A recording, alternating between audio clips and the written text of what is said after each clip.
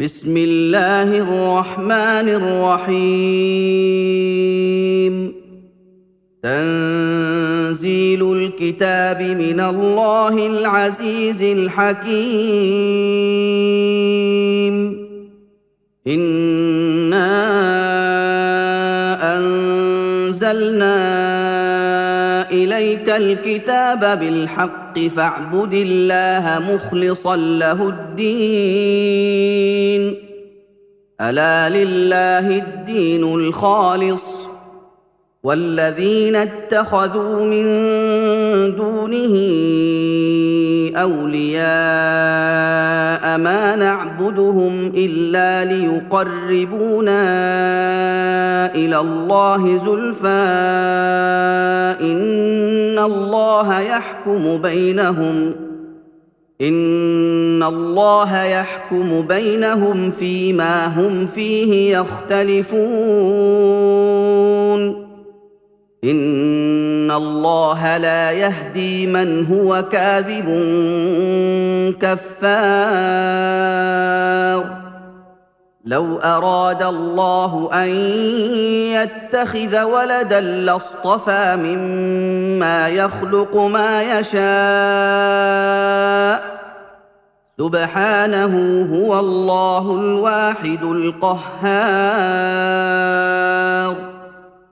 خلق السماوات والأرض بالحق يكور الليل على النهار ويكور النهار على الليل وسخر الشمس والقمر كل يجري لأجل مسمى ألا هو العزيز الغفار. خلقكم من نفس واحدة ثم جعل منها زوجها وأنزل لكم من الأنعام 8 أزواج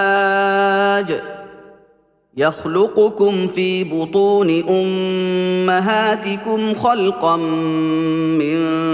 بعد خلق في ظلمات 3 ذلكم الله ربكم له الملك لا إله إلا هو فأنى تصرفون.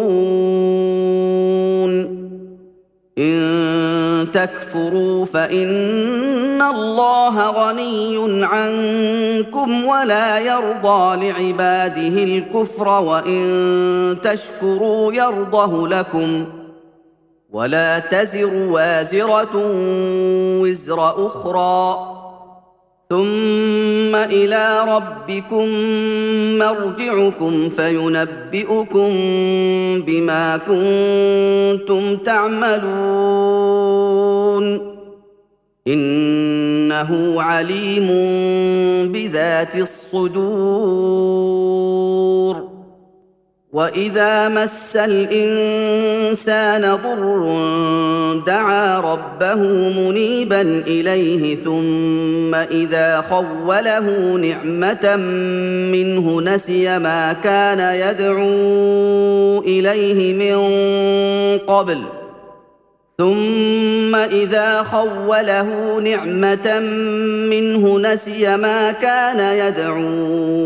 إليه من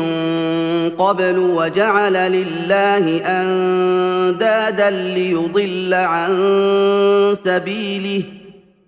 قل تمتع بكفرك قليلا إنك من أصحاب النار. أَمَّنْ هُوَ قَانِتٌ آنَاءَ اللَّيْلِ سَاجِدًا وَقَائِمًا يَحْذَرُ الْآخِرَةَ وَيَرْجُو رَحْمَةَ رَبِّهِ قُلْ هَلْ يَسْتَوِي الَّذِينَ يَعْلَمُونَ وَالَّذِينَ لَا يَعْلَمُونَ إنما يتذكر أولو الألباب. قل يا عبادي الذين آمنوا اتقوا ربكم للذين أحسنوا في هذه الدنيا حسنة وأرض الله واسعة إنما يوفى الصابرون أجرهم بغير حساب قل إني أمرت أن أعبد الله مخلصا له الدين وأمرت لأن أكون أول المسلمين قل إني أخاف إن عصيت ربي عذاب يوم عظيم قل الله أعبد مخلصا له ديني فاعبدوا ما شئتم من دونه قل إن الخاسرين الذين خسروا أنفسهم وأهليهم يوم القيامة ألا ذلك هو الخسران المبين لهم من فوقهم ظلل من النار ومن تحتهم ظلل ذلك يخوف الله به عباده يا عباد فاتقون والذين اجتنبوا الطاغوت أن يعبدوها وأنابوا إلى الله لهم البشرى فبشر عباد الذين يستمعون القول فيتبعون أحسنه أولئك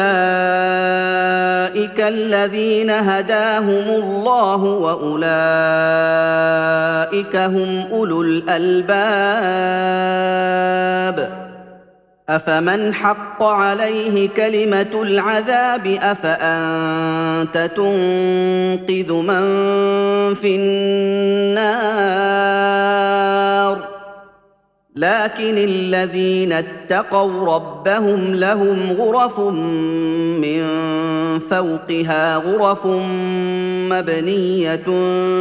تجري من تحتها الأنهار وعد الله لا يخلف الله الميعاد ألم تر أن الله أنزل من السماء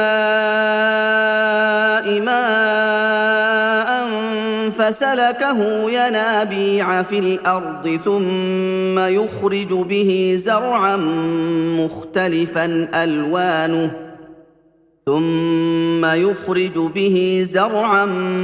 مختلفا ألوانه ثم يهيج فتراه مصفرا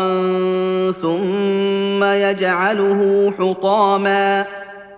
إن في ذلك لذكرى لأولي الألباب أفمن شرح الله صدره للإسلام فهو على نور من ربه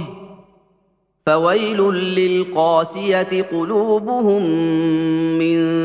ذكر الله أولئك في ضلال مبين الله نزل أحسن الحديث كتابا متشابها مثانية تقشعر منه جلود الذين يخشون ربهم ثم تلين جلودهم وقلوبهم إلى ذكر الله ذلك هدى الله يهدي به من يشاء ومن يضلل الله فما له من هاد أفمن يتقي بوجهه سوء العذاب يوم القيامة وقيل للظالمين ذوقوا ما كنتم تكسبون كذب الذين من قبلهم فأتاهم العذاب من حيث لا يشعرون فأذاقهم الله الخزي في الحياة الدنيا ولعذاب الآخرة أكبر لو كانوا يعلمون ولقد ضربنا للناس في هذا القرآن من كل مثل لعلهم يتذكرون قرآناً عربياً غير ذي عوج لعلهم يتقون ضرب الله مثلاً رجلاً فيه شركاء متشاكسون ورجلاً سلماً لرجل هل يستويان مثلاً الحمد لله بل أكثرهم لا يعلمون إنك ميت وإنهم ميتون ثم إنكم يوم القيامة عند ربكم تختصمون فمن أظلم ممن كذب على الله وكذب بالصدق إذ جاءه أليس في جهنم مثوى للكافرين والذي جاء بالصدق وصدق به أولئك هم المتقون لهم ما يشاءون عند ربهم ذلك جزاء المحسنين ليكفر الله عنهم أسوأ الذي عملوا ويجزيهم أجرهم بأحسن الذي كانوا يعملون أليس الله بكاف عبده ويخوفونك بالذين من دونه ومن يضلل الله فما له من هاد ومن يهد الله فما له من مضل أليس الله بعزيز ذي انتقام ولئن سألتهم من خلق السماوات والأرض ليقولن الله قل أفرأيتم ما تدعون من دون الله إن أرادني الله بضر هل هن كاشفات ضره أو أرادني برحمة هل هن ممسكات رحمته قل حسبي الله عليه يتوكل المتوكلون قل يا قوم اعملوا على مكانتكم إني عامل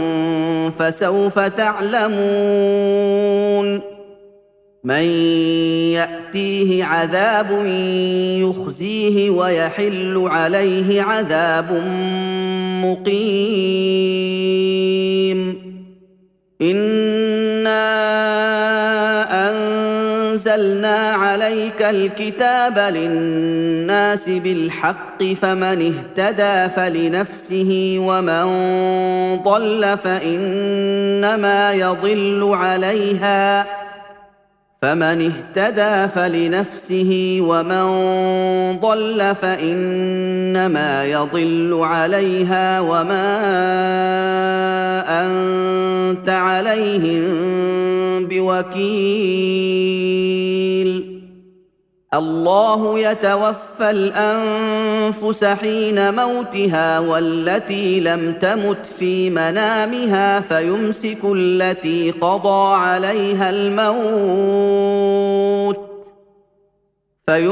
التي قضى عليها الموت ويرسل الأخرى إلى أجل مسمى إن في ذلك لآيات لقوم يتفكرون أم اتخذوا من دون الله شفعاء قل أولو كانوا لا يملكون شيئا ولا يعقلون قل لله الشفاعة جميعا له ملك السماوات والأرض ثم إليه ترجعون وإذا ذكر الله وحده اشمأزت قلوب الذين لا يؤمنون بالآخرة وإذا ذكر الذين من دونه إذا هم يستبشرون قل اللهم فاطر السماوات والأرض عالم الغيب والشهادة أنت تحكم بين عبادك فيما كانوا فيه يختلفون ولو أن للذين ظلموا ما في الأرض جميعا ومثله معه لافتدوا به من سوء العذاب يوم القيامة وبدا لهم من الله ما لم يكونوا يحتسبون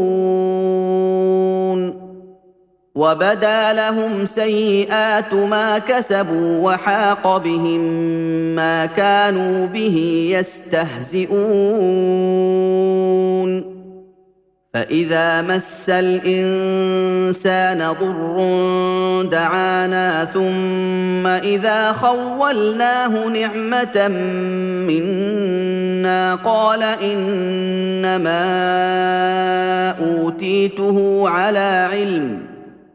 بل هي فتنة ولكن أكثرهم لا يعلمون قد قالها الذين من قبلهم فما أغنى عنهم ما كانوا يكسبون فأصابهم سيئات ما كسبوا والذين ظلموا من هؤلاء سيصيبهم سيئات ما كسبوا وما هم بمعجزين أولم يعلموا أن الله يبسط الرزق لمن يشاء ويقدر إن في ذلك لآيات لقوم يؤمنون قل يا عبادي الذين أسرفوا على أنفسهم لا تقنطوا من رحمة الله إن الله يغفر الذنوب جميعا إنه هو الغفور الرحيم وأنيبوا إلى ربكم وأسلموا له من قبل أن يأتيكم العذاب ثم لا تنصرون واتبعوا أحسن ما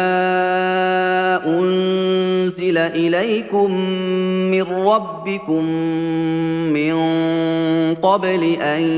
يأتيكم العذاب بغتة وأنتم لا تشعرون أن تقول نفس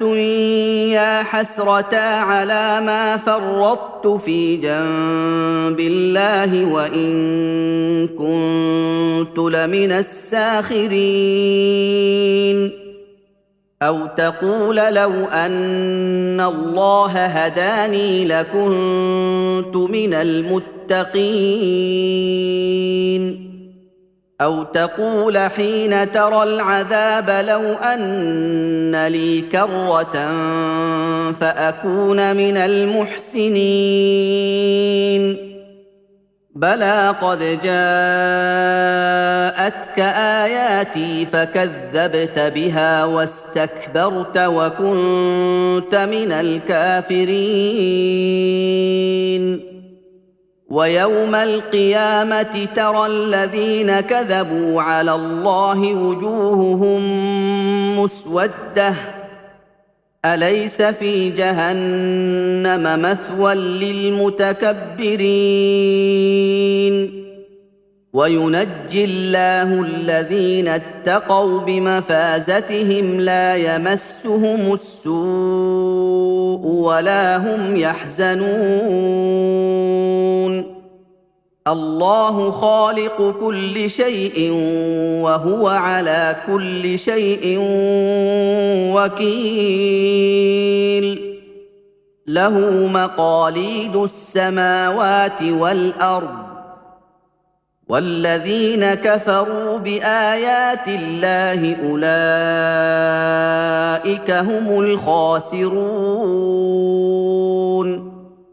قل أفغير الله تأمروني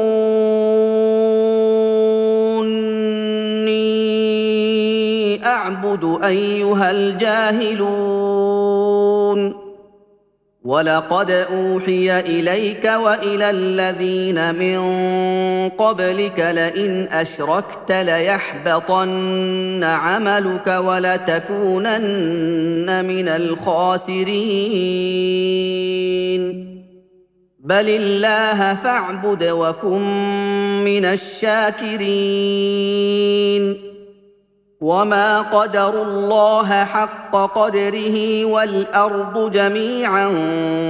قبضته يوم القيامة والسماوات مطويات بيمينه سبحانه وتعالى عما يشركون ونفخ في الصور فصعق من في السماوات ومن في الأرض إلا من شاء الله ثم نفخ فيه أخرى فإذا هم قيام ينظرون وأشرقت الأرض بنور ربها ووضع الكتاب وجيء بالنبيين والشهداء وقضي بينهم بالحق وهم لا يظلمون ووفيت كل نفس ما عملت وهو أعلم بما يفعلون وسيق الذين كفروا إلى جهنم زمرا حتى إذا جاءوها فتحت أبوابها وقال لهم خزنتها ألم يأتكم رسل منكم يتلون عليكم آيات ربكم وينذرونكم لقاء يومكم هذا قالوا بلى ولكن حقت كلمة العذاب على الكافرين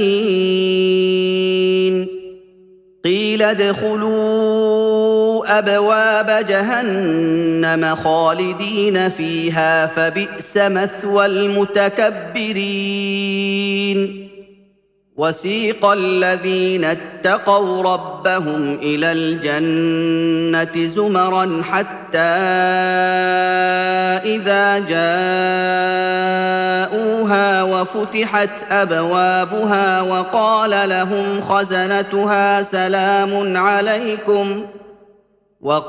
لهم خزنتها سلام عليكم طبتم فادخلوها خالدين